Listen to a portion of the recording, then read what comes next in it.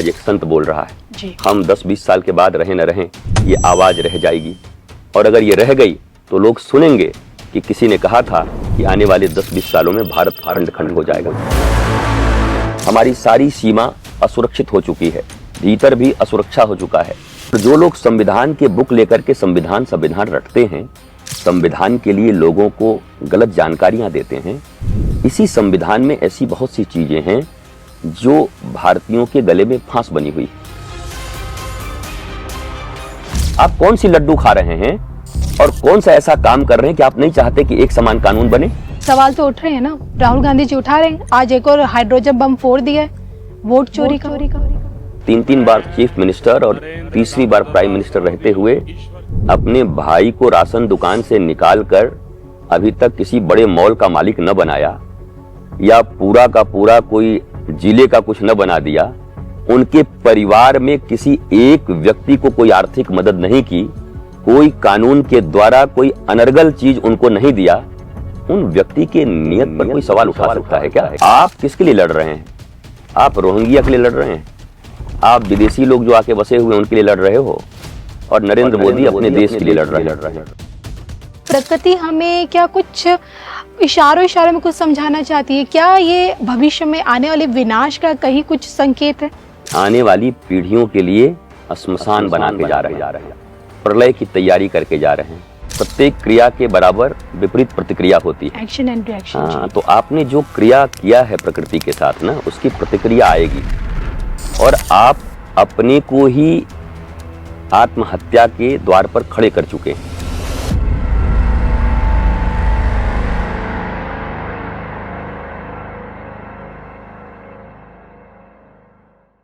नमस्कार, धर्म ज्ञान के दर्शकों का स्वागत है। मैं हूं आपके साथ कविता राणा।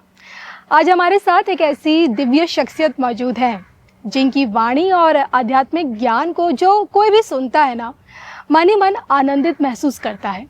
आइए स्वागत करते हैं हम आनंद धाम से परम पूजनीय सदगुरु श्री रितेश्वर महाराज जी का। महाराज जी, स्वागत है आपका एक बार फिर से धर्म ज्ञान में। आप नोएडा पधारे हैं, कैसा लग रहा है यहाँ आके और आप कैसे हैं, आपसे जानना चाहूंगी। भारत का ही एक अंग है और दिल्ली आना जाना होता है, नोएडा में कभी ऐसे रुकना हुआ नहीं। अभी यहाँ हूँ, बहुत अच्छा लग रहा है। काफ़ी प्रकृति अच्छी है यहाँ पर। लोग बताते हैं कभी एक ऐसा जगह था जहाँ पर आम आदमी का रहना ही मुश्किल था, जंगलों जैसा था जी।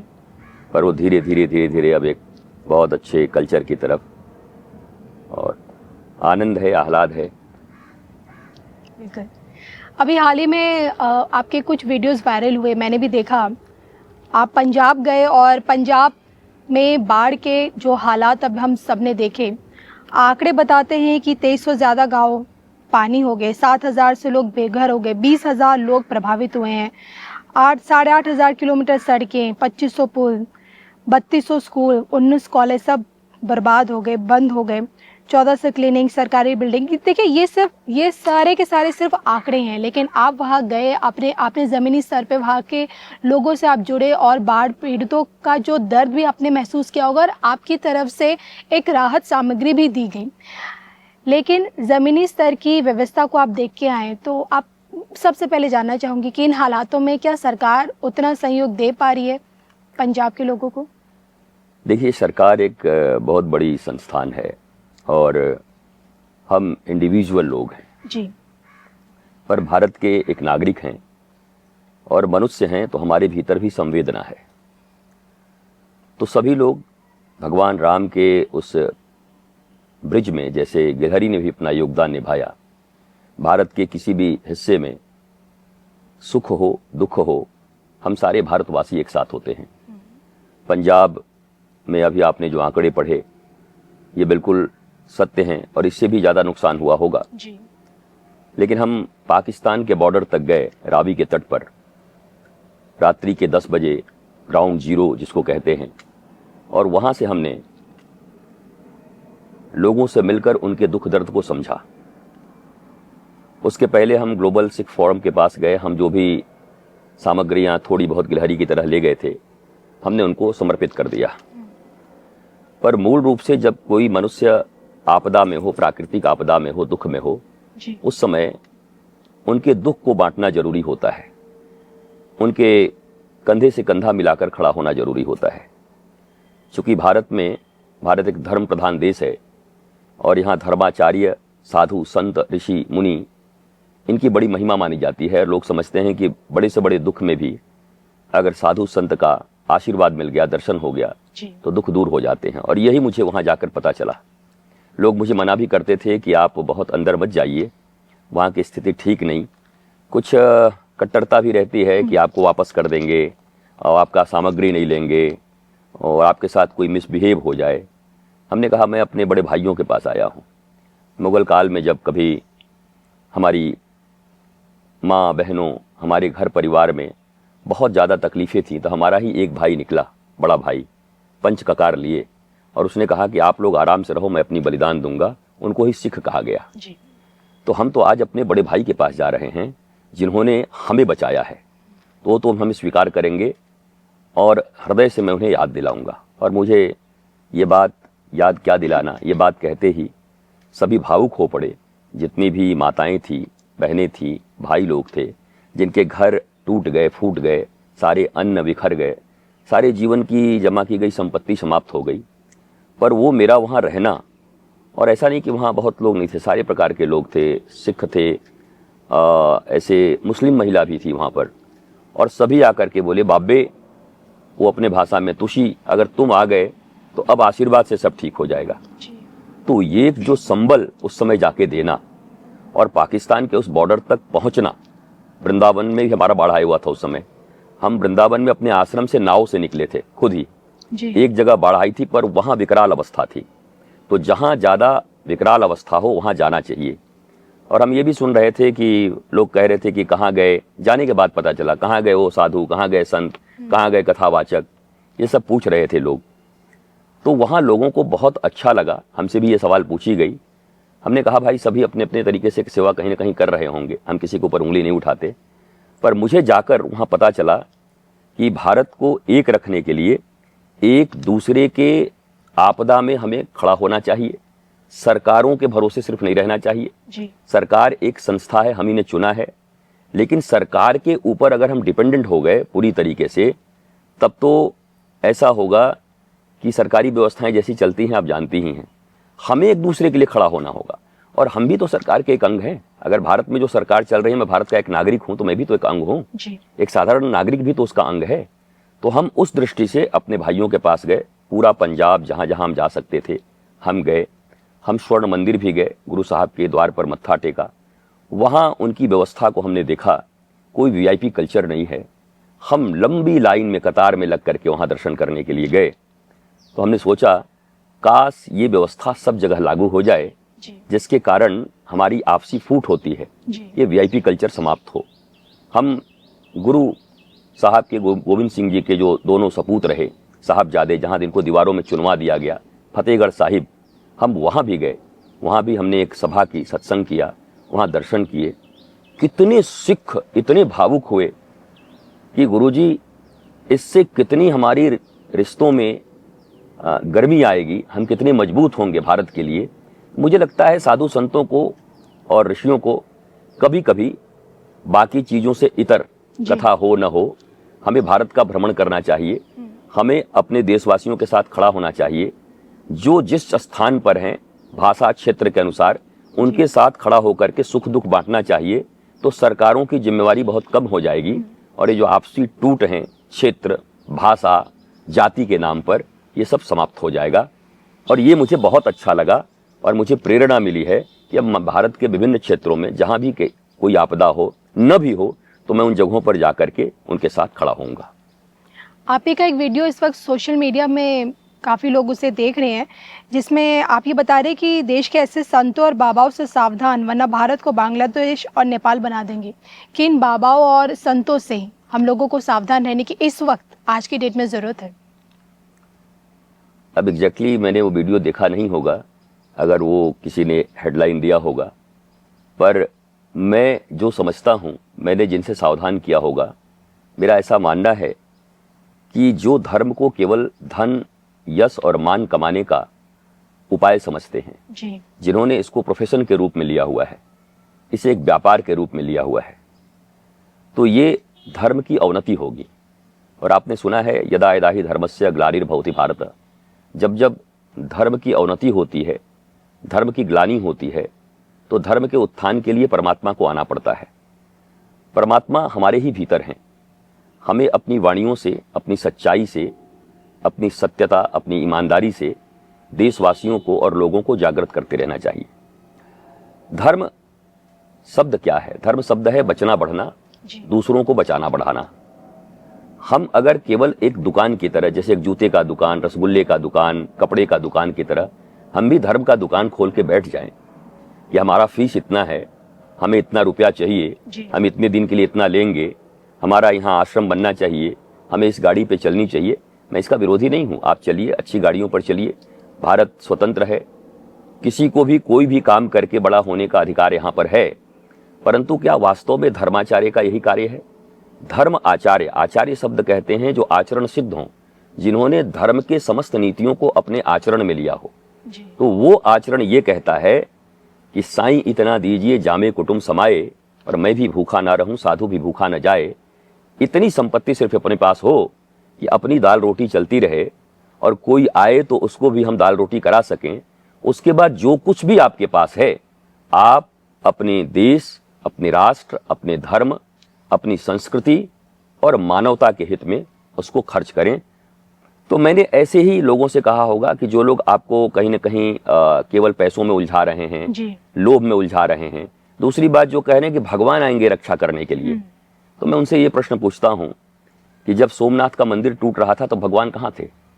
मैं उनसे ये प्रश्न कर रहा हूँ कि जब अयोध्या, काशी और मथुरा टूट रही थी तब भगवान कहाँ थे? भगवान तो हमारे ही भीतर है ना। भगवान हमारे भीतर प्रकट कैसे होते हैं? प्रेम के बल पर प्रकट होते हैं, साधना के बल पर प्रकट होते हैं। हमने अगर इस प्रकृति से प्रेम किया, मानवता से प्रेम किया, ईश्वर से प्रेम किया, तो हमारे भीतर ही प्रभु प्रकट होंगे। अब हम उनके भरोसे बैठे रहेंगे तो हम तो ऐसे ही कटेंगे, पिटेंगे, लुट जाएंगे।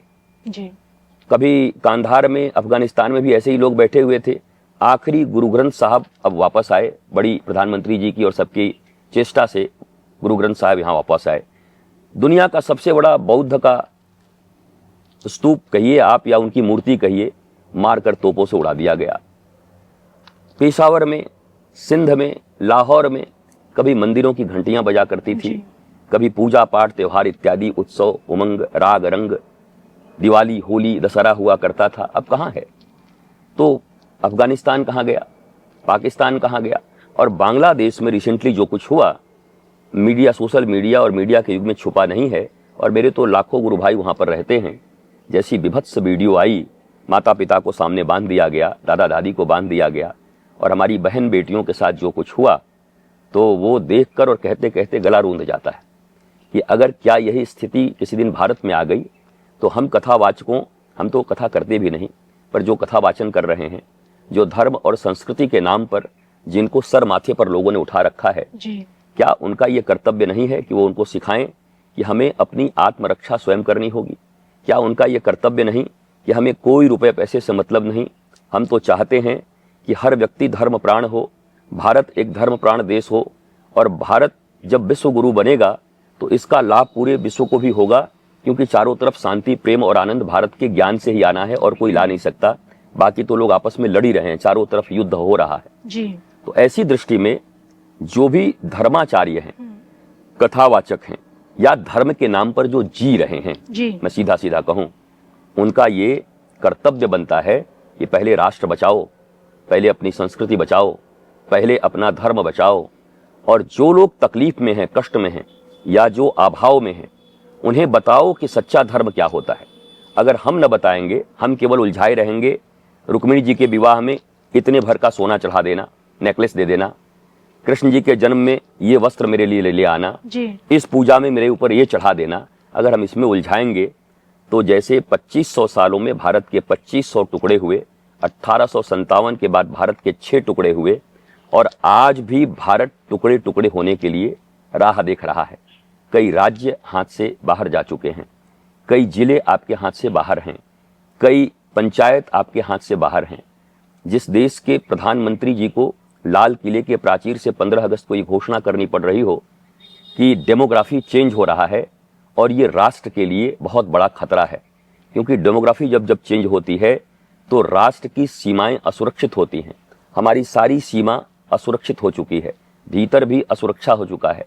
हम किसी का विरोध नहीं कर रहे हैं, हम तो वो हैं जो कहते हैं रसखान के हम प्रेमी हैं, हम एपीजे के प्रेमी हैं, अब्दुल कलाम आजाद के प्रेमी हैं, हम वीर अब्दुल हमीद के प्रेमी हैं।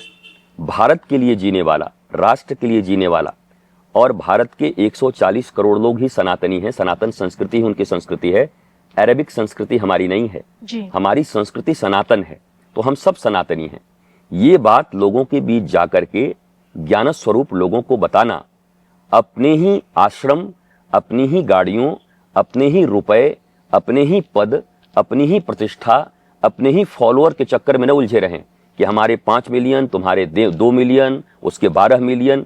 साधु संत का काम है जो लोगों को संतोष सिखाए।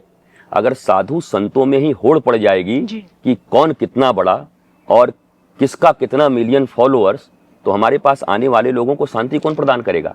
हम तो खुद ही अशांत हैं कि हम कैसे आगे बढ़ जाएं। तो हम उन आने वाले अशांत अज्ञानी लोगों को, जो इस लिए हमारे पास आते हैं कि गुरुदेव के पास जाएंगे तो हमें ज्ञान मिलेगा, हमें शांति मिलेगी, हमें आनंद मिलेगा, मैंने उनके लिए शायद ऐसा कुछ कहा होगा और मुझे कहना भी चाहिए और मैं बार बार कहता रहूंगा, चाहे लोग नाराज हों, चाहे मेरा समर्थन करें। 52 वर्ष की मेरी आयु हो गई है, मैं 1000 साल तो जीने आया नहीं हूं। जितने वर्ष तक रहूंगा सनातन धर्म, सनातन संस्कृति और भारत की सेवा करता रहूंगा और सत्य बोलता रहूंगा। सत्य के ऊपर चाहे आप मुझे आरोप लगा दो, चाहे मुझे घेर लो चारों तरफ से, चाहे मेरे ऊपर स्लेजिंग करो, चाहे आप गालियां दो यूट्यूब पर, कहीं पर भी, पर सत्य बोलने से कभी भी महात्मा पीछे नहीं हट सकता। और ये कर्म मैं अपने जीवन के अंतिम क्षण तक करता रहूंगा। महाराज जी, हम तो यही उम्मीद करते हैं कि आपको ईश्वर एक लंबी आयु दे ताकि आपका मार्गदर्शन हम सभी को मिलता रहे। लेकिन अभी आपने बात की ना डेमोग्राफी की, आपने डेमोग्राफी की बात की तो मुझे याद आ गया इस्लामिक आतंकवाद।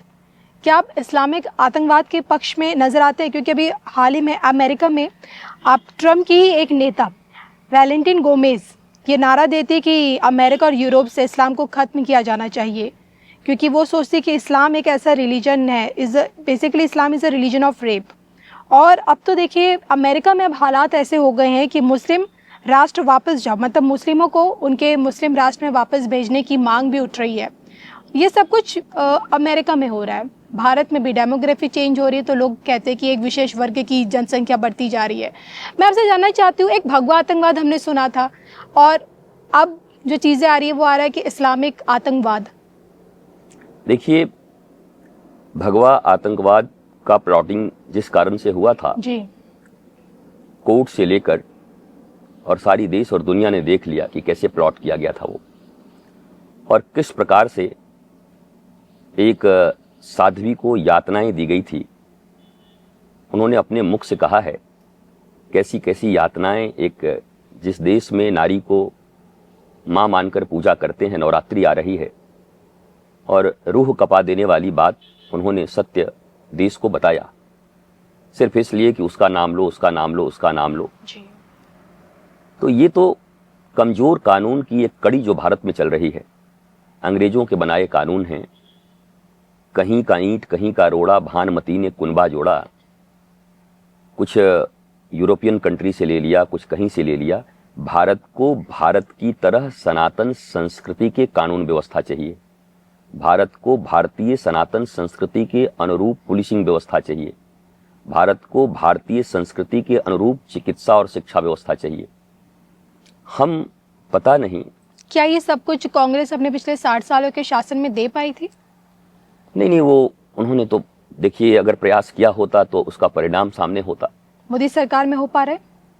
देखिए, इतना जरूर कहूंगा कि पिछले 10-15 सालों से एक चेतना तो सनातन की जगी है, और अपने राष्ट्र के प्रति राष्ट्र भावना कभी इतनी प्रबल नहीं थी।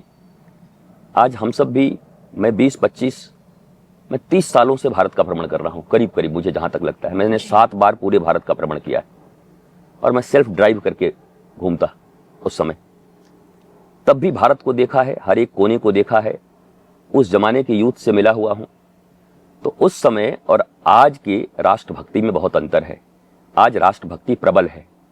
आज एक साधारण युवा भी राष्ट्र का और सनातन संस्कृति का जब नाम आता है तो उसके भीतर एक गौरव का बोध होता है और कहता है कि मुझे अपनी राष्ट्र की रक्षा करनी है, मुझे अपने सैनिकों पर गर्व है और सभी राष्ट्रभक्तों पर गर्व है।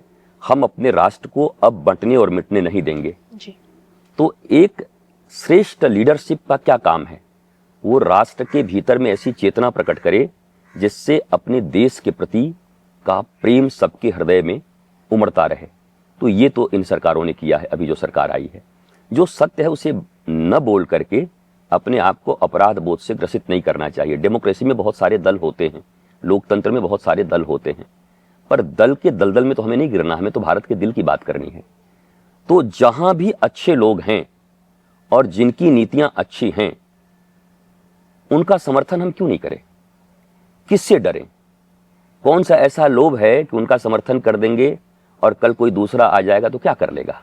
जी। अगर भगत सिंह इसकी चिंता करते, अगर राजगुरु इसकी चिंता करते, तो क्या कभी वो भारत को आजाद करा पाते? तो हम भी राष्ट्र के संत हैं, हम भी इस राष्ट्र के नागरिक हैं। हम भय नहीं रखते, हम सत्य बोलते हैं। हमें लगेगा ये काम अच्छा हुआ तो उसे हम बोलेंगे। राष्ट्रीय चेतना जगी है, सनातनी चेतना जगी है, पर अभी काम बहुत बाकी है।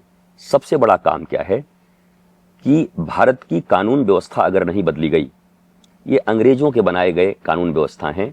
आनन फानन में हमारा ये सब संविधान बना हुआ था, हमने उसको जोड़ा था कहीं कहीं से। संविधान मनुष्य के लिए होता है या मनुष्य के लिए संविधान होता है? मनुष्य के लिए संविधान बना है और संविधान में सदा अमेंडमेंट्स होते रहते हैं। जी। आपको फोन तो चाहिए 17 प्रो आईफोन का, पर आप नियम कानून चाहेंगे 100 साल पुराना। और जो लोग संविधान के बुक लेकर के संविधान रटते हैं, संविधान के लिए लोगों को गलत जानकारियां देते हैं, इसी संविधान में ऐसी बहुत सी चीजें हैं जो भारतीयों के गले में फांस बनी हुई है। हमें उन चीजों को हटाना चाहिए और भारत के अनुरूप नियमों को बनाना चाहिए। अगर लिखा हुआ संविधान ही सबसे प्रमुख है, सारे नियम प्रमुख हैं, तो ये संसद ये क्यों बनाए गए थे? ये लोकतांत्रिक प्रक्रिया क्यों बनाई गई थी? अर्थात जब सरकारें आएंगी, उस समय के नागरिक जिस सरकार को चुनेंगे, उस सरकार के पास अधिकार हो कि नागरिकों की जो मांग है वैसे नियम बनाए जाएं। आज भारत में समान नागरिक संहिता कानून का मांग हो रहा है। दशकों बीत गए, पर इसका विरोध करने वाले लोग कौन हैं? जरा पूछना चाहिए भारत के श्रेष्ठ नागरिकों को, हिंदू, मुसलमान, सिख, ईसाई, कोई भी हो, जरा पूछिए अपने लोगों से कि भाई तुम विरोध क्यों करते हो? एक भारत में एक कानून सबके लिए हो जी। एक घर में माता पिता के 5 संतान, एक को 60% जायदाद दे दिया, एक को 10% दिया, एक को कुछ नहीं दिया, तो वहां तो विद्रोह लग जाएगा। बिल्कुल। तो जब आपको घर में बराबर का हिस्सा चाहिए दो भाइयों के बीच में, तो भारतवर्ष में सबके लिए एक समान कानून का विरोध क्यों कर रहे हैं आप कौन सी लड्डू खा रहे हैं और कौन सा ऐसा काम कर रहे हैं कि आप नहीं चाहते कि एक समान कानून बने?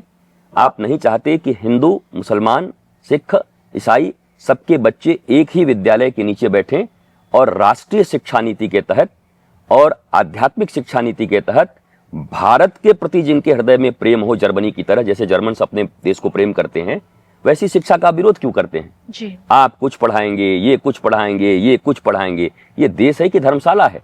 देश का अपना एक रीति, नीति, कायदा, कानून होता है। तो सरकार से भी ये निवेदन है, और सरकार क्या करेगी? सरकार को करने का अधिकार है, पर जनता जब तक दबाव नहीं बनाएगी, आप जब तक अपने चुने हुए सांसद और विधायकों पर दबाव नहीं बनाएंगे जी, ये भाई हमें ये चाहिए, हमें ये नियम चाहिए, आपको हमने जिताया है, समान नागरिक संहिता कानून लाके दो, नहीं तो अगली बार नहीं जिताएंगे जी। तो एक एक सांसदों के ऊपर ये दबाव पड़ेगा कि हमारे क्षेत्र की जनता समान नागरिक संहिता कानून मान गई है, तब फिर ये सारे चीज हट जाएंगे। जैसे मंदिरों का पैसा सरकार ले जाती है और कहीं का पैसा नहीं ले जाती जी, और उस पैसे को सबके ऊपर खर्च कर देती है, बाकी पैसे पर्सनल यूज के लिए खर्च होते हैं, उनकी संस्कृति के लिए, उनके धर्म के लिए। और कानून अलग अलग है। और जब भारत की नारियां माँ के समान हैं, देवी के समान हैं, तो हिंदू माँ हो कि मुस्लिम माँ हो, हमारे लिए तो सब माँ की तरह हैं। सबके लिए नियम सामान्य हो, सबको समान प्रतिष्ठा मिले। तो ये मांग के विरोध में कौन लोग हैं, ये बात भारतवासियों को जानना होगा। और केवल जानने से कुछ नहीं होगा, आपको अपने क्षेत्र के क्षेत्राधिपति जिनको आपने चुना है उनके ऊपर दबाव बनाने होंगे। जाइए उनके बंगले पर, हमको नहीं चाहिए आपसे राशन, ये रोड तो बन ही रहा है, गडकरी जी बना रहे हैं, बन जाएगा। हमको चाहिए कि भारत भारत बना रहे, फिर टुकड़े टुकड़े ना हो। इसलिए पहले समान नागरिक संहिता कानून बनवाओ, ताकि सबके लिए जनसंख्या नीति भी एक हो, शिक्षा नीति भी एक हो, चिकित्सा नीति भी एक हो, और अपने अपने पंथ की पूजा करना सबके लिए स्वतंत्रता है। पर किसी पंथ को आप कुछ दे रहे हो, किसी पंथ से कुछ ले रहे हो, ये असामान्य चीजें जहां होंगी वहां गृह युद्ध जैसी स्थिति उत्पन्न होती है। आपने कहा गृह युद्ध जैसी स्थिति उत्पन्न होती है। आप ये इतनी सभी मांगों को आप उठा रहे हैं, संशोधन की बात कर रहे हैं, और वो भी तब जब देश में पीएम मोदी जी की सरकार है। प्रधानमंत्री नरेंद्र मोदी जी की व्यक्तिगत निजी आचरण, उनकी नीयत पर भारत क्या दुनिया के किसी व्यक्ति को शंका नहीं है। इस बात का प्रमाण है कि भारत का विरोध आज दुनिया का सबसे दमदार देश, इतनी जबकि दोनों में दोस्ती थी जी।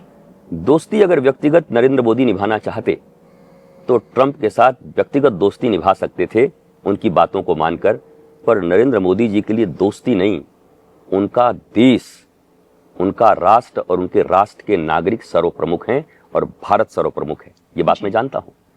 जिन व्यक्ति ने 3 बार चीफ मिनिस्टर और तीसरी बार प्राइम मिनिस्टर रहते हुए अपने भाई को राशन दुकान से निकाल कर अभी तक किसी बड़े मॉल का मालिक न बनाया, या पूरा का पूरा कोई जिले का कुछ न बना दिया, उनके परिवार में किसी एक व्यक्ति को कोई आर्थिक मदद नहीं की, कोई कानून के द्वारा कोई अनर्गल चीज उनको नहीं दिया, उन व्यक्ति के नियत पर कोई सवाल उठा सकता है क्या? सवाल तो उठ रहे हैं ना, राहुल गांधी जी उठा रहे हैं। आज एक और हाइड्रोजन बम फोड़ दिया है वोट चोरी का। अब मैं तो ये ऐसा कहूंगा, देखिए मैं कभी इस शब्द का प्रयोग किया नहीं हूं। डेमोग्राफिकल चेंज की बात जब नरेंद्र मोदी जी ने की जी, तो ये कहीं ना कहीं वोट चोरी तो वहां हो रहा है। और वोटों को आप किसके लिए लड़ रहे हैं? आप रोहिंग्या के लिए लड़ रहे हैं, आप विदेशी लोग जो आके बसे हुए उनके लिए लड़ रहे हो, और नरेंद्र मोदी अपने देश के लिए लड़ रहे हैं। मैं उनसे भी कहूँगा कि सत्ता तो आती जाती रहती है गांधी जी, वो आएगी जाएगी जी। आप भी बहुत वर्षों तक आपके परिवार रहे सत्ता में, देश को रहने दीजिए। और देश को रहने देने के लिए ये अनर्गल बातें, सुप्रीम कोर्ट है, उसके बाद चुनाव आयोग है, सब संस्थाएं हैं। और अगर वो कहते हैं कि ये संस्थाएं नरेंद्र मोदी के अनुसार कार्य करती हैं, तो पिछले 60 साल से आपने ऐसी संस्था क्यों बना के रखी थी जी? तो 60 साल से आप अपने यूज में ले रहे थे। ये तो उन पर जवाबदेही आएगी ना, कि आप कह रहे हैं कि ये संस्थाएं तो निजी जेबी संस्थाएं हो गई हैं जी। तो आपको इतना वर्ष मिला था, आपने स्वायत्त क्यों नहीं बना दिया था? ये तो व्यर्थ की बात है। मुझे ऐसा लगता है कि उनकी नीयत बहुत साफ है, पर कोई मनुष्य भगवान तो नहीं होता। हो सकता है किसी कारणवश किसी नीति को बनाने में आगे पीछे हो रहा हो, बहुत बार कोई राजनीतिक कंपल्सन रहे हों। जैसे गौ माता का बात आता है तो मैं भी कहता हूं कि भाई भारत से गौ हत्या बंद होनी चाहिए जी। लेकिन मैं ये भी जानता हूं कि कोई माई का लाल नहीं कर सकता, ये मैं दावा कर रहा हूं। क्यों नहीं गुरुजी क्यों नहीं कर सकते? आप देखिए ना, शंकराचार्य अविमुक्तेश्वर सरस्वती महाराज लंबे समय से गौ माता के लिए इतना बड़ा अभियान चला रहे। अब बिहार के चुनाव में भी उतर चुके हैं, बिहार की सारी सीटों पे गौ भक्तों को टिकट दिलाएंगे। कह रहे कि भाई सब गौ माता को पशु की श्रेणी से बाहर निकालो। देखिए, उनका प्रयत्न गौ माता के लिए अच्छा है और एक अच्छे नियत से कार्य कर रहे हैं कि गौ माता को राष्ट्र माता का दर्जा मिले जी। पर मैं ये पूछता हूं कि जिस देश में या जिस दुनिया में बाप बड़ा ना भैया, सबसे बड़ा रुपया, आर्थिक स्थिति ही मूल है जी, तो अभी मैं आपके पास आने से पहले एक रील मुझे किसी ने दिखाया, उत्तराखंड का था। 2 नवजात बच्चों को, छोटे छोटे बच्चे गाय के, उनको जंगल में छोड़ दिया बाघ को खाने के लिए, क्योंकि दोनों बछड़े थे और वो दोनों कुछ मिट्टी खा रहे हैं और कोई हाथ दे रहा है तो उंगली चूस रहे हैं जैसे वो दूध पी रहे हैं। तो वास्तव में मैं रो ही पड़ा कि वो छोड़ने वाला जानवर था कि ये जानवर है। वो छोड़ के आ गए। अच्छा, क्यों छोड़ रहे हैं? क्योंकि हर आदमी काम वही कर रहा है जिससे उनको पैसे का लाभ हो। जब भारत की पूरी कृषि व्यवस्था गोवंश पर आधारित थी तो गौवंश ही माना जाता था मूलधन। आपको याद नहीं, मैं तो एक पुराने जमाने के जमींदार परिवार से रहा हूँ। मेरे माता के कुल में भी और पिता के कुल में भी हजारों एकड़ जमीन, और हम बड़े परिवार में रहे। तो वहाँ पर हमने देखा कि जिनके घरों में बैल होते थे, 5 बैल 6 बैल, वो बड़े बड़े, तो बोला जाता था उनके यहाँ अपनी बेटी का विवाह करूंगा, 6 बैल बंधा हुआ है और 50 गैया वहाँ पर है। उस समय गो ही धन था और गौ माता के इन्हीं बछड़ों से जो बैल बनते थे, नंदी, उनसे खेती की जाती थी। और इनके गोबर और इनके जिस पर हमें ट्रोल भी किया जाता है, गोमूत्र भक्त, गो भक्त। जी जी। अब ये जो लोग ट्रोल करते हैं वो मूर्ख भी कैंसर से यही पी के ठीक होते हैं। उनको पता भी नहीं है कि गोमूत्र का प्रयोग कहाँ कहाँ है जी, चिकित्सा में। और हमारे यहाँ तो एक प्रधानमंत्री रहे जिन्होंने स्वमूत्र का भी प्रयोग किया अपने लिए। आपने मोरारजी देसाई जी का नाम सुना होगा। मैं ये कह रहा हूं कि जो चीजें लाभकारी हैं उन लाभकारी चीजों को साइंस बताएगा कि ये लाभकारी है कि नहीं है। आप जातिगत विद्वेष, संप्रदायगत विद्वेष के कारण गौ माता को गाली दे रहे हैं। गौ के गोबर के लिपे हुए घर में आज 1-1 लाख रुपया किराया देकर के लोग जा रहे हैं शहरों से दूर रहने के लिए। वाह वाह भाई, ऐसे बना है? बोला हाँ, कंडों से बना है, तो मैं यहाँ स्टे करूंगा। बोला कितना? बोला 1 लाख रुपीस पूरी फैमिली के लिए। आपके स्वास्थ्य के लिए क्या उत्तम है, आप उसको चुनेंगे। तो भारत में अगर पुनः कृषि व्यवस्था गोवंश पर आधारित हो जाए तो ये जितने भी रोग इत्यादि हैं, हम दवाइयों के जाल में फंस गए हैं, एक तो हम उससे मुक्त हो जाएंगे। इससे ज्यादा अन्न की जरूरत भारत को अभी नहीं है। लेकिन अगर आपने सामान्य नागरिक संहिता कानून नहीं बनाया तो इस भारत में केवल मुंडी ही मुंडी दिखाई पड़ेंगे, जमीन कहीं दिखाई नहीं पड़ेगी।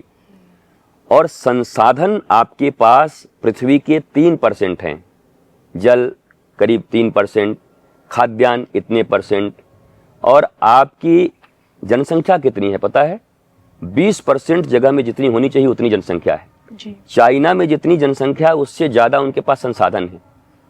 हर देश की स्थिति यही है करीब करीब जी। एक भारत ऐसा है, संसाधन इतना और जनसंख्या इतना जी। तो इस पर तो बात नहीं करते। इस पर कोई बात करेगा, अच्छा बाबा आज मैं तुमको अनफॉलो कर रहा हूं, मैं तो तुमको बहुत अच्छा जानता था। ये हमारे इंस्टाग्राम इस पर लिखते हैं लोग, हमें दिखाते हैं, हम कि करने दो, अनफॉलो करें फॉलो करें। मैं फॉलो अनफॉलो के लिए थोड़ी जीता हूं, मैं देश के लिए जीता हूं, आने वाली पीढ़ियों के लिए जीता हूं। हमारे देश में भी किसी दिन बांग्लादेश की तरह हमारी बहनों के साथ घटनाएं न हो, उनके दुकान मकान न जलाए जाए, इसके लिए रितेश्वर जीता है। मैं फॉलोअर रहें न रहें और अच्छे काम के लिए क्यों नहीं फॉलो करेंगे? सुनेंगे, करोड़ों लोग सुनते हैं, दुनिया में भी सुनते हैं। मैं यही कह रहा हूं कि अगर प्राचीन कृषि पद्धति आ गई, मैं स्वामी अभियुक्तेश्वरानंद जी हमसे तो वहाँ प्रयागराज में हमारा मिलन नहीं हो पाया, 1-2 बार उनका आना भी हुआ, फिर खबर भी आई। जब कभी मिलन हो गया इसके माध्यम से भी वो देखेंगे ही, तो मैं यही कहूँगा कि गो आधारित कृषि नीति की मांग के बिना जी। इस देश में कोई माई का लाल गैया नहीं बचा सकता। चाहे कितना भी बड़ा साधु हो, चाहे कितनी भी बड़ी सरकार हो, क्योंकि व्यक्ति के जीवन खुद दुभर हो चुके हैं। बच्चे पालना कठिन है तो बछड़ों को कौन पालेगा, क्या देगा? वो गरीब जो स्वयं 1 किलो अनाज ला करके आज भोजन बनाकर खाते हैं, बहुत संख्या ऐसी है। उन पर हम दबाव नहीं दे सकते कि तुम बछड़ों को पालो। आज आपको गौशाला खोलनी पड़ती है और गौशाला को पैसा देना पड़ता है बछड़ों को पालने के लिए। वारे गोपाल का देश, हम वृंदावन से हैं, गोपाल के नगरी से हैं। ये देश गोपाल का है, जहां गौ माता को माँ का दर्जा दिया गया। क्यों? क्योंकि उनकी उपयोगिता भी थी, वो हमें स्वस्थ जीवन दे रही थी। अब तो गौ माता को बिल्कुल अलग हटा दिया गया है। दूध के लिए हमने हाइब्रिड गायें तैयार कर ली, हमारी देसी गौएं समाप्त हो रही हैं। अभी मैं जयपुर में भारत का पहला महाकुंभ लगा था, गौ महाकुंभ, वहाँ मैं गया था और वहाँ मुझे बुलाया गया और इतने लोग प्रसन्न हुए। बोला, गुरुदेव आज हम लोगों ने समझ लिया कि गौ की रक्षा कैसे हो सकती है। और सब लोग बैठे थे, आरएसएस के बड़े लोग बैठे थे, राज्यपाल स्तर के लोग बैठे थे, सरकार के लोग बैठे थे, अधिकारी बैठे थे, जनसाधारण थी। उन्होंने कहा कि यही एक उपाय है जिससे हम गौ माता को बचा सकते हैं। गौ माता को गौवंश से मतलब पुनः कृषि को जोड़ा जाए। हमको क्या मिला इस ट्रैक्टर से, आधुनिक मशीन से और ये डीएपी यूरिया खाद से और ये कीटनाशक जहर से हमें क्या मिला? कैंसर तो मिला है हमको। आपको मिला क्या है?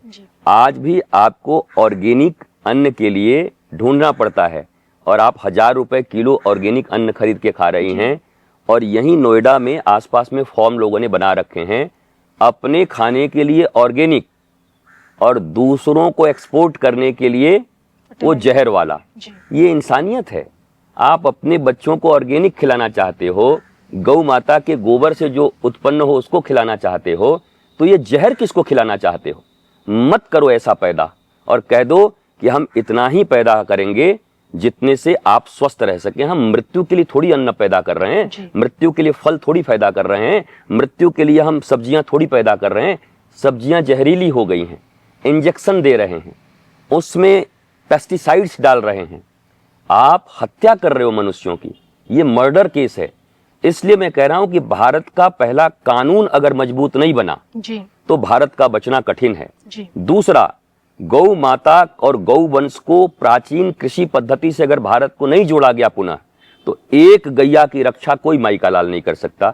आखिर नरेंद्र मोदी जी की इतनी नीयत अच्छी है, योगी आदित्यनाथ जी हमारे चीफ मिनिस्टर हैं, पूरे देश में लोग मानते हैं कि सनातन की सरकार चल रही है, फिर भी ये आरोप जब आता है कि गौ मांस का निर्यात बहुत ज्यादा हो रहा है तो हम चुप हो जाते हैं।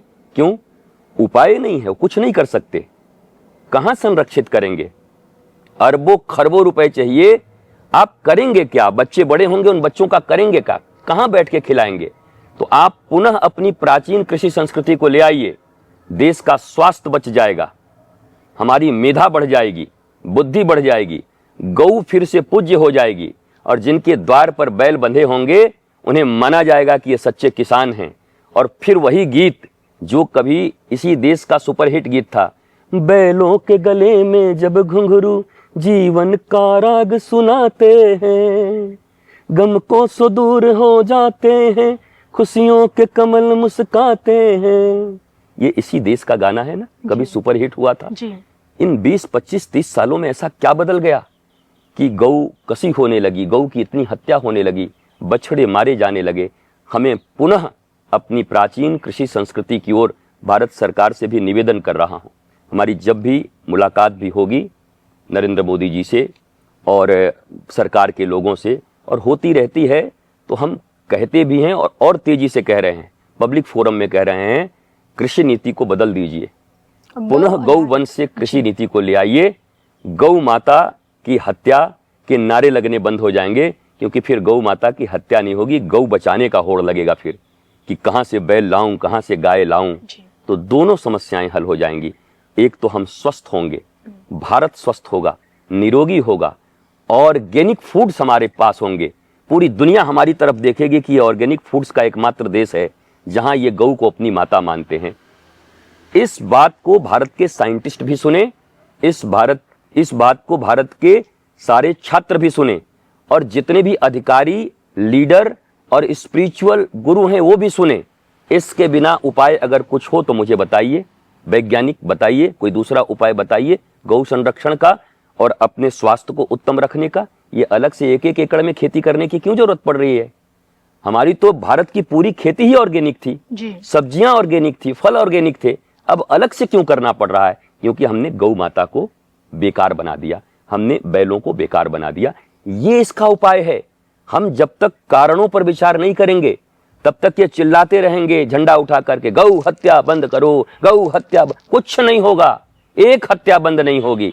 गौ माता और गौ वंश को पुनः कृषि से जोड़ो तो ये हमारे लिए धन हो जाएंगी और हम इनकी पूजा करने लगेंगे और हम स्वस्थ भी हो जाएंगे। और अन्य प्रदेशों से कैंसर की ट्रेनें चलना बंद हो जाएंगी। कई प्रदेशों से स्पेशल कैंसर की ट्रेनें चलने लगी जी। इसी कारण ना कि कोई और कारण है।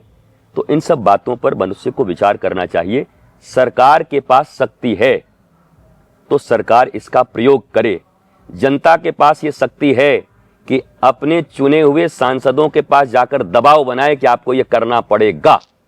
तो मुझे लगता है सरकार को भी बल मिलेगा कि जनता ये चाहती है, मुझे करना पड़ा। आज तो जनता को मतलब ही नहीं है, ड्राइंग रूम में बैठी हुई है, सरकार को बोल रही है तुम करो, तो सरकार को विरोध झेलना पड़ता है, लोग बदनाम करते हैं। तो आप भी खड़े होइए कि मैंने वोट दिया है और मैं कह रहा हूं इनको ये करना पड़ेगा, तो सरकार को बल मिले। और इसके बाद अगर ये सरकार काम नहीं करती तो फिर सरकार निकम्मी होगी, इसका मतलब सरकार की नीयत ठीक नहीं है। लेकिन मैं पर्सनली जानता हूं कि जनता जिस दिन खड़ी होगी, मांग करेगी, इस सरकार की नीयत बहुत अच्छी है, क्योंकि जो लोग लीड कर रहे हैं ना वो वास्तव में संत प्रकृति के लोग हैं। हमारे चाहे मुख्यमंत्री हों चाहे हमारे प्रधानमंत्री हों, ये सब संत प्रकृति के लोग हैं। ये भारत के लिए ही जी रहे हैं, ये सनातन के लिए ही जी रहे हैं। आप आरोप जितना लगा दो, भगवान है नहीं, थोड़ी बहुत चूक इनसे भी कहीं ना कहीं हो ही जाएगी। उन चूकों को आप उठाओ, इस चूक उठाने से तो काम नहीं चलेगा। अपेक्षाकृत देखो भारत को बचाने की कोशिश कौन कर रहा है। बिल्कुल। चलिए, इसी कड़ी में एक सवाल मेरा आपसे ये है कि गरबा में लव जिहादियों की खैर नहीं। अब गरबा आने वाला है, शक्ति का महापर्व है और भाईजान की नो एंट्री। पहले भगवान वराह की पूजा कीजिए तभी एंट्री मिलेगी। क्या ये ज़रूरी है हमारे देश में?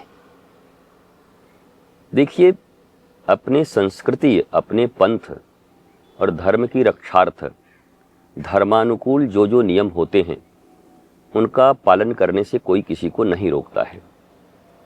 मस्जिदों में महिलाएं नहीं जाती हैं तो हमने कभी उसका विरोध किया कि तुम महिलाओं को ले जाओ? क्योंकि आपने कहा कि हमारा धर्म है, आप नहीं बोल सकते हैं, हमारा पंथ है। तो हमारे यहाँ नवरात्रि में, देखिए मैं बहुत लिबरल हूँ, सभी जानते हैं, और जितने भी आपके मुस्लिम स्कॉलर्स हैं वो भी मुझे बहुत बोलते हैं कि सदगुरु बहुत बैलेंस बात बोलते हैं। तो वो तो शायद उनको भी समर्थन करना चाहिए कि भारत में नवरात्रि में जो शक्ति की पूजा होती है, माँ की पूजा होती है, हमारे लिए वो सब बहन बेटियां माँ की तरह ही हैं।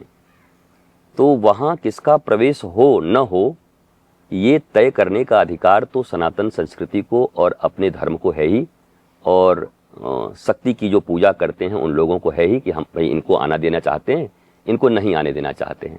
हमारा घर है, हमारे यहाँ हमने कोई सेलिब्रेशन किया तो गेस्ट तो हम ही तय करेंगे ना जी। कि कोई घुसा चला आएगा कि नहीं हम तो आएंगे, कैसे आप रोक देंगे, ऐसा तो नहीं होता। तो मुझे लगता है ये गेस्ट तय करने का, कौन आएगा, ये अधिकार सबके पास सुरक्षित होना चाहिए। गेस्ट की नियत पर सवाल उठाना भी ठीक है।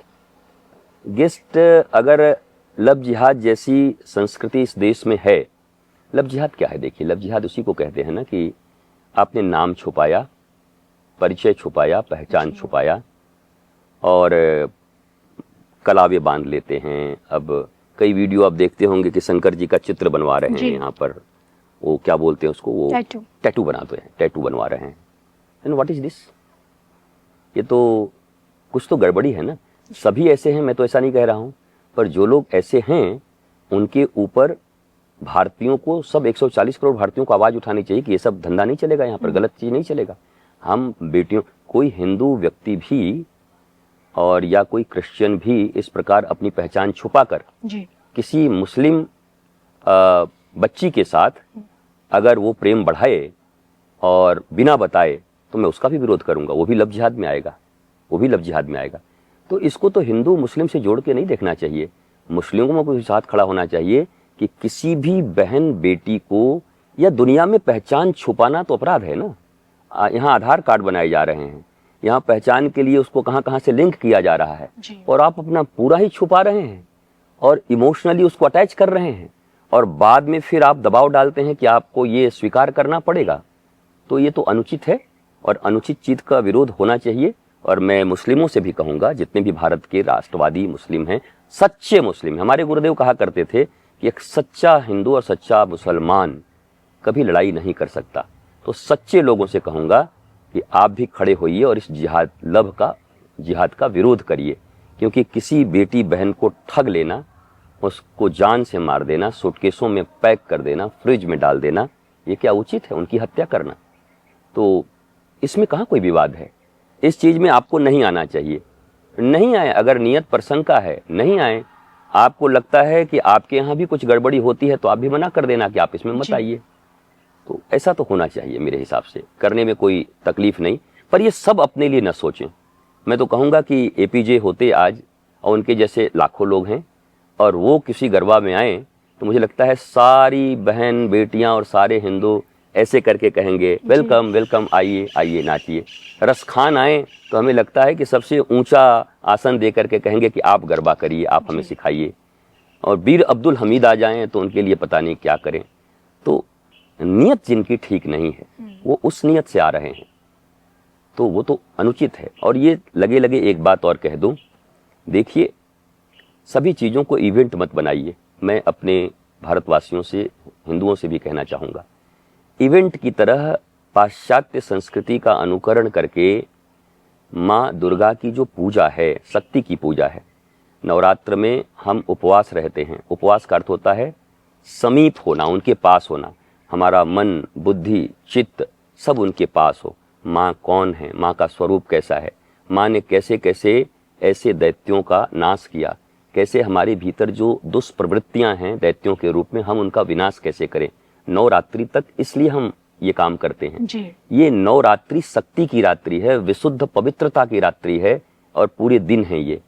तो यहाँ इवेंट बनाकर और एक वेस्टर्न कल्चर में अगर आप ये सब कुछ करेंगे तो विकृतियां तो आएंगी, और उन विकृतियों के शिकार आपकी ही बहन बेटियां होंगी, और फिर आपको बड़ा तकलीफ होगा। तो मुझे लगता है कि प्रिकॉशन चाहिए, और प्रिकॉशन के बिना संस्कृति और बहन बेटियों को बचाना मुश्किल होगा। तो मैं उन पूजा समितियों से और भारतीय सनातन संस्कृति के रक्षकों से भी कहना चाहूँगा कि आप कहीं भी ये कर रहे हों, गरबा इत्यादि, तो इतने अच्छे तरीके से पवित्र वातावरण में करिए, माता के भजनों के साथ। और माता के भजन ऐसे भी नहीं कि वो फिल्मी भजनों का पैरोडी बना दिया, राधा तेरी चुनरी और ये सब। What is this? ये तो नॉनसेंस की तरह व्यवहार है। हम अपने देवी देवता का भी सम्मान नहीं कर पा रहे हैं, और हम अपनी बहन बेटियों का सम्मान कैसे कर पाएंगे? उन्हीं से जुड़ी हुई हैं। तो ये तो खड़ग हाथ में लेकर के माँ दुर्गा 9 दिनों तक काली, तो बहन बेटियों को तो ऐसा बनना है। केवल नृत्य से भी ये नवरात्रि नहीं हो जाएगी। महारास शब्द है जीवात्मा और परमात्मा का मिलन जी। जीव और शिव का मिलन केवल नृत्य करने से ही। पर नृत्य को मैं मना नहीं करता, आप नृत्य करिए, पर बचाइए अपने आप को, अपनी संस्कृति को, नहीं तो ये सब करप्शन के अड्डे बन जाएंगे जी। हमें जहाँ से शक्ति मिलनी है वहाँ शक्ति हमारी क्षीण हो जाएगी। महाराज जी, बस जाते जाते आपसे ही मैंने ये जानने की कोशिश की है कि परिवर्तन प्रकृति का सबसे बड़ा नियम होता है। हर साल भूकंप आते हैं, बाढ़ आती है, बादल फटते हैं, मैंने हमेशा देखा है। लेकिन इस साल जिस तरह के भूकंप बैक टू बैक हमें देखने को मिले अपने पड़ोसी मुल्कों के आसपास, और ना सिर्फ पहाड़ पे बल्कि पंजाब अन्य प्रदेशों में जो बाढ़ ने जो कहर मचाया, जो बादल फटे, उससे जो नुकसान हुआ, तो क्या प्रकृति हमें क्या कुछ इशारों में कुछ समझाना चाहती है? क्या ये भविष्य में आने वाले विनाश का कहीं कुछ संकेत है? आपको ऐसा महसूस होता है? देखिए, excess of everything is bad. हमने प्रकृति का दोहन किया है। उत्तराखंड की पहाड़ियों का जितना दोहन हो रहा है, देवभूमि की हालत क्या है? रोज बड़े हादसे हो रहे हैं जी। हिमाचल में हादसे हो रहे हैं, पंजाब ब्यास और सतलुज के बीच पूरा सागर बन गया। भूकंप अफगानिस्तान में हो, पाकिस्तान में हो या नेपाल में हो, आप खुश मत होइए, क्योंकि हवा, पानी और भूमि ये सीमाओं में नहीं बटे हैं जी। इनको कोई बांट नहीं सकता कि बॉर्डर से भारत का हवा पाकिस्तान नहीं जाने देंगे, वो जाएगा, उधर का हवा इधर, इधर का पानी इधर से उधर। ये सब एक हैं, आकाश एक है, सूर्य चंद्र सबके लिए एक हैं, और ये पूरे विश्व में दोहन हो रहा है। हम इतने पैसे के लोभी और लालची हो चुके हैं व्यक्तिगत सुविधाओं के, कि आने वाली पीढ़ियों के लिए श्मशान बना के जा रहे हैं, प्रलय की तैयारी करके जा रहे हैं। हमारे हिंदू धर्म में, संस्कृति में लोग कहते हैं कि अभी तो 5000 साल ही हुआ है, अभी तो 4 लाख इतना अरे कहीं कुछ नहीं है। कलयुग के हाँ, कलयुग इतना है, कुछ इतना नहीं है। 1000 साल तक चलने वाले संसाधन को आप 50 साल में ही अगर खत्म कर दोगे तो 4 लाख तक नहीं जाएगा। ये 5000 साल ही काफी है, प्रलय हो जाएगा। प्रलय का अर्थ है सब नष्ट हो जाएगा। ऐसे ही प्राकृतिक आपदाएं आएंगी, प्रकृति का दोहन हमने किया। प्रकृति बदला नहीं ले रही है, प्रकृति तो माँ है हमारी। आप, न्यूटन का भी एक सिद्धांत है, प्रत्येक क्रिया के बराबर विपरीत प्रतिक्रिया होती है, एक्शन एंड रिएक्शन। हाँ, तो आपने जो क्रिया किया है प्रकृति के साथ ना, उसकी प्रतिक्रिया आएगी, और आप अपने को ही आत्महत्या के द्वार पर खड़े कर चुके हैं। ये सारे जगहों पर ये सब जो आ रहे हैं, ये किसी सरकार के और मनुष्य के बस में नहीं रह जाएगा, कोई नहीं रोक पाएगा। अगर अभी भी नहीं रुकते हैं हम केवल सेमिनार करते चल रहे हैं।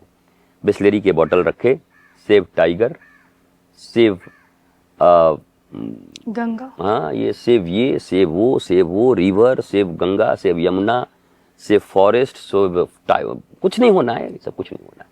ये वही गौ माता की तरह है, गौ हत्या बंद करो। सेव योर संस्कृति, योर नॉलेज, योर चरित्र।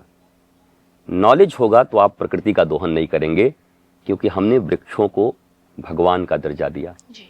हमने नदियों को माँ कहा, गंगा माँ, यमुना माँ। हमने पहाड़ों को भगवान का दर्जा दिया, पर्वतों को गिरिराज और कामदगिरी। हमने सागर को भी भगवान का क्या माना कि भगवान सागर में विश्राम करते हैं, स्वयं विष्णु के रूप हैं जी। हमने हिमालय को क्या माना, पार्वती जी के पिता, उनको माना। हर चीज को हमने अपने देवी और देवताओं से जोड़ा।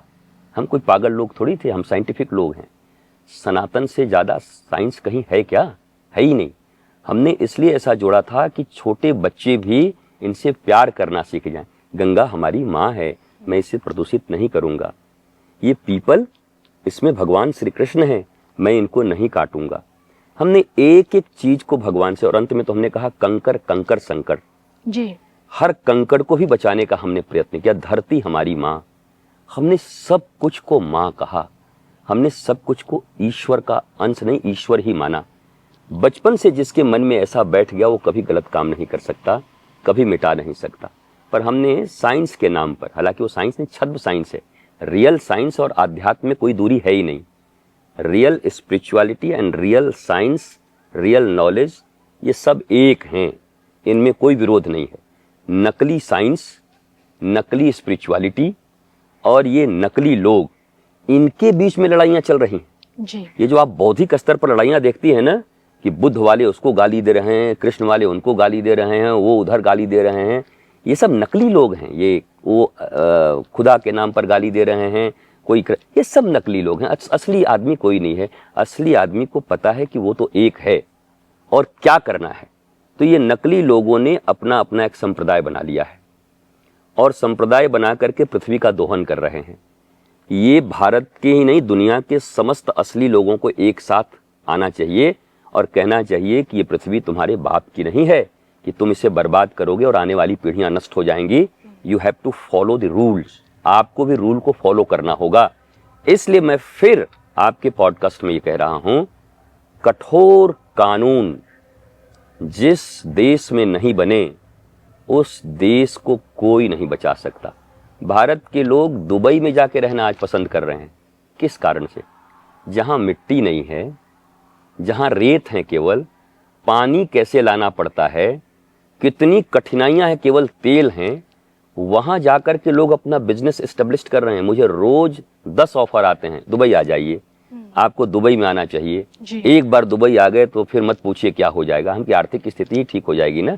मैं आऊंगा, जरूर आऊंगा, पर केवल पैसे के लिए मुझे दुबई मत बुलाओ। मैं कोई लालची इंसान नहीं हूं कि दुबई पैसे के लिए जाऊंगा और जा करके चंदा जुगाड़ करके यहाँ वापस आ जाऊंगा। मैं जाऊंगा भी कभी तो वहाँ के लोगों को प्रकृति का, परमात्मा का और संस्कृति का ज्ञान ही देने जाऊंगा कि आइए मिल करके जीते हैं। क्या कारण है? वहाँ कठोर लॉ है। सिंगापुर सब जाना क्यों पसंद करते हैं? लॉ बहुत कठोर है। हमारे यहाँ लॉ बहुत बहुत खिचड़ी है।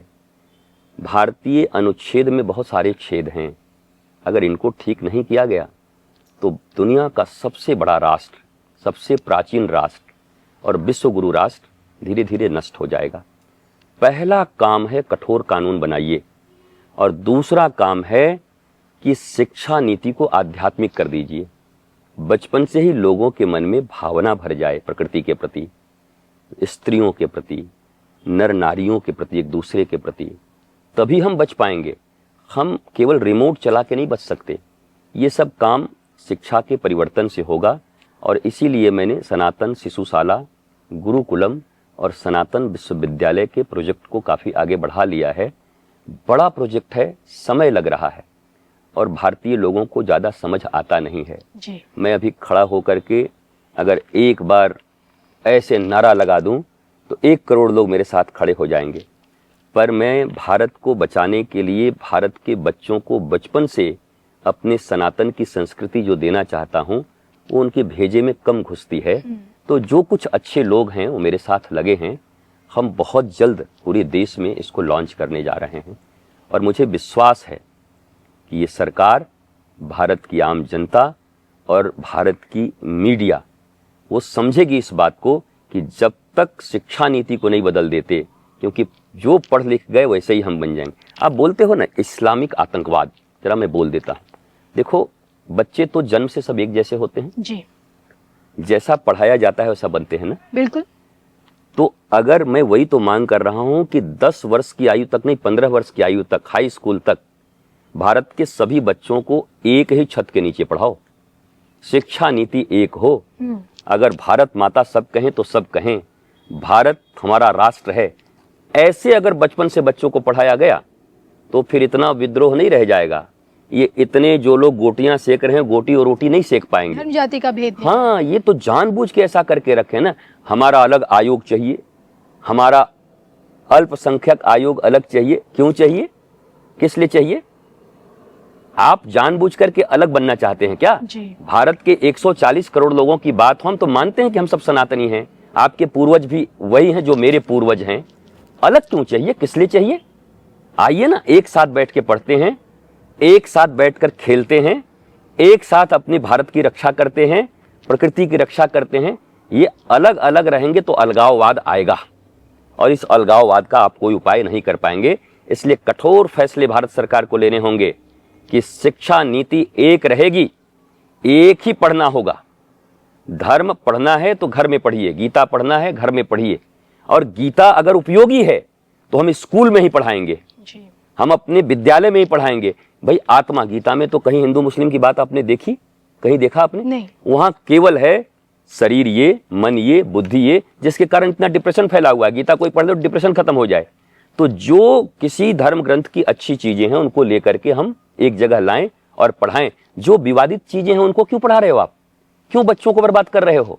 क्यों उनके मन में नफरत भर रहे हो कि ये अच्छा है, ये अच्छा बुरा आदमी है, इसको मारना चाहिए, ये तुम्हारा विरोधी है, ये तुम एक होके रहो नहीं तो तुमको ये मिटा देंगे। तुम ये क्यों नहीं पढ़ाते कि 140 करोड़ भारतीय हम एक हैं? क्यों नहीं बचपन से ऐसे बच्चों को पढ़ाते? अगर ऐसे बच्चे भारत में निकले तो भारत में आपस में कोई विवाद रह जाएगा? हम जानबूझ के विवाद, क्षेत्र, भाषा, संप्रदाय, अलगाववाद के नाम पर हम ये सब कर रहे हैं और ये सरकार को समझना होगा। वो सरकार तो नहीं समझी 60 साल तक, पर इस सरकार को समझना होगा कि आपको समान शिक्षा नीति बनानी पड़ेगी। अगर आप बना देंगे तो ये जितनी समस्याएं आपको दिख रही हैं आपको दिखती हुई नजर नहीं आएंगे। ये अलग अलग देना छोड़ो, यहाँ अलग अलग कुछ नहीं है। भारतीय नागरिक हो, एक नागरिक बोले ना, जैसे बीएच नंबर आ गया ना, बीएच नंबर भारत नहीं, उड़ीसा का, बंगाल का, अब गाड़ियों में देख रहा हूँ बीएच लिखा हुआ है भारत। तो शिक्षा नीति भी बीएच कर दो, चिकित्सा नीति भी बीएच कर दो, और भारत के लिए जो सर्वश्रेष्ठ पढ़ाया जाने वाला चीज है उसको भी बीएच कर दो। सब भारत को लेके हो, हमारी भारत, हमारा भारत, हमारा भारत महान हो। ये करना पड़ेगा। इसके बिना कोई उपाय और नहीं है। जितना देरी करेंगे ये देश खंडित होता जाएगा। आप सुन लो, आज एक संत बोल रहा है जी। हम 10-20 साल के बाद रहें न रहें, ये आवाज़ रह जाएगी। और अगर ये रह गई तो लोग सुनेंगे कि किसी ने कहा था कि आने वाले 10-20 सालों में भारत खंड खंड हो जाएगा, भारत का बचना मुश्किल हो जाएगा। ये सरकार और ये हम जो अभी के लोग हैं, ये अंतिम अवसर है अपने भारत को बचाने का। अगर हम न बचा पाए तो आप तैयार रहिए इस भारत के मिट जाने का। पॉडकास्ट के शुरू से लेके अंत तक आपने जिन कठोर नियमों को लेके, लॉस को और ज़्यादा कठोर करने की जो आप बात कह रहे हैं, उम्मीद जो कर रहे हैं, जो मांगे आपकी अभी हैं, और अगर इस समय रहते पूरे नहीं हुई तो भारत हमें फिर से बिखरता हुआ नजर आएगा। लेकिन क्या अगर पीएम मोदी की तुलना में अगर पीएम मोदी ना कर पाए तो क्या आपको लगता है कि भगवाधारी के आने से कुछ मुमकिन है? देखिए, हम तो वर्तमान में विश्वास रखते हैं। Past is history, future is mystery, present is everything. Present में हमारे प्रधानमंत्री नरेंद्र मोदी हैं और वो जो बेस्ट कर सकते हैं कर रहे हैं, पर उन्हें और बेस्ट करना चाहिए। मैं कह रहा हूं, मैं एक बात बोलूंगा तो हंगामा हो जाएगा। मेरा ऐसा मानना था कि जब आप पूर्ण बहुमत में थे, मैं सवाल नहीं उठा रहा हूं, कहीं रणनीतिक चूक कभी कभी हो जाती है, तो आपको पहले कॉमन सिविल कोड लाना था, राम मंदिर 5 साल के बाद बन जाता।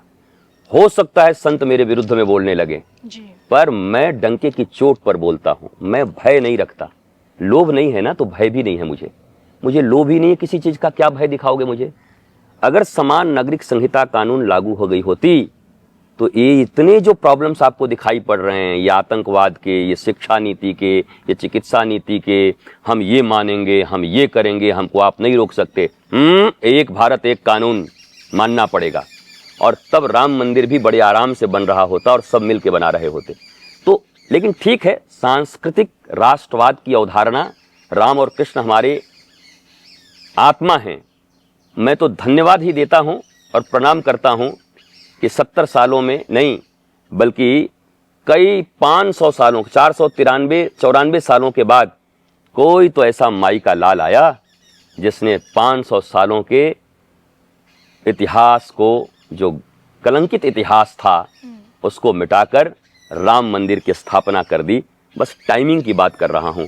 समान नागरिक संहिता कानून के चूक जाने से कभी इतिहास जब लिखा जाएगा तो ये लिखा जाएगा कि थोड़ी कहीं रणनीतिक चूक हो गई, उसी समय उसको लागू करना था। हमने वेट किया कि हम नेक्स्ट बार करेंगे, उस समय सरकार गिर भी जाती इस बात पर, तो मुझे विश्वास है पूरा देश खड़ा होता कि जी समान नागरिक संहिता पर तुम गिराए हो, हमको चाहिए समान नागरिक संहिता कानून। और ये साहस यही सरकार दिखा सकती है और इनको दिखाना चाहिए। ये साहस क्या चाय वाला नहीं तो गाय वाला नहीं दिखा सकता? अब देखिए, वो तो पार्टी का आंतरिक मामला है कि इनके बाद कौन आएंगे, उनके बाद कौन आएगा। इसे एक संत की एक बात मुझे याद आई कि चाय वाला तो चाय पीने का समय दे देता है, गाय वाला आएगा तो सीधा गोबर में डाल देगा। बस आपके टिप्पणी चाहिए इस पे। देखिए, मैंने कहा कि ये सब संतों की तरह हैं, अच्छे काम कर रहे हैं। और हम जिस प्रदेश के हैं वहाँ के मुख्यमंत्री श्री योगी आदित्यनाथ जी हैं। तो मैं तो डंके की चोट पर देश दुनिया में जहाँ जाता हूँ बोलता हूँ कि आज हमारी बहन बेटियाँ सड़कों पर निकल कर घूम रही हैं, तत्काल फैसले होते हैं, बहुत सारी चीज़ें। अब एक आदमी एक दिन में डंडा घुमा के तो कुछ कर नहीं सकता। मैंने कहा ना, नियत ठीक है तो नीतियाँ बन जाएंगी, पर जिन व्यक्तियों की नियत ही ठीक नहीं है वो क्या करेंगे? जिनको हम जान चुके हैं उनके तरफ से तो निराश हैं, पर इन लोगों के नियत के प्रति मुझे शंका नहीं है। योगी आदित्यनाथ जी के प्रति नियत में मुझे कोई शंका नहीं है। माँ से मिलने कहा, आप भी देखो, और ये सब कोई ढोंगी लोग नहीं है कि अंदर अंदर 10 अरब रुपया व्यवस्था कर दिए हैं। ऐसा होता तो विपक्ष इतनी तगड़ी है और लोग इतने तगड़े हैं कि ढूंढ के निकाल लिए होते। इन्होंने अपने परिवारों के लिए जी कुछ नहीं किया, क्योंकि देश को ही परिवार मानते, सनातन को ही परिवार मानते हैं। इसलिए इन कार्यों के लिए तो इन दोनों की जितनी भूरी भूरी प्रशंसा की जाए, तो ये मेरा हृदय तो एक भारत के नागरिक रूप में इनका भूरी भूरी प्रशंसा करता है और मैं करता रहूंगा। आपके हृदय से ही धर्म ज्ञान के दर्शकों के लिए एक संदेश। धर्म ज्ञान, ये जो चैनल है, नाम ही इतना अच्छा है। आप देखो, अगर वास्तव में आज भारत और दुनिया को कोई बचा सकता है तो धर्म का ज्ञान बचा सकता है। ये कोई साधारण नाम नहीं है। आने वाले समय में धर्म के जो मौलिक ज्ञान हैं अगर जनता तक पहुंच गई तो वहां से राष्ट्र का निर्माण होगा। तो मैं तो चाहता हूं, इसके जैसे नाम है इस चैनल के, काम भी वैसे ही हैं। आप निरंतर केवल भारत ही नहीं पूरी दुनिया में आपके देखने वाले और सुनने वाले बढ़ते रहें, यही मेरी शुभकामना है। जब भी आपसे हमारी बात होती है हमारी टीम की, तो मैं बड़ी सहजता से हाँ कहता हूँ कि हाँ धर्म ज्ञान, हाँ कविता बेटी, हाँ बोले बिल्कुल मैं करूँगा, ये मेरा भाव रहता है। तो मेरी तो शुभकामना है कि आप भारत को बचाने के लिए जो काम कर रहे हैं वो मानवता को बचाने का काम कर रहे हैं, हमारी सनातन संस्कृति को और तीव्रता से हो। मैं रोज भगवान से प्रार्थना करता हूँ ये बड़ा होता जाए और बड़ा होता जाए। आपके इस प्रेम के लिए बहुत बहुत आभार। प्रणाम करता हूँ। राधे राधे।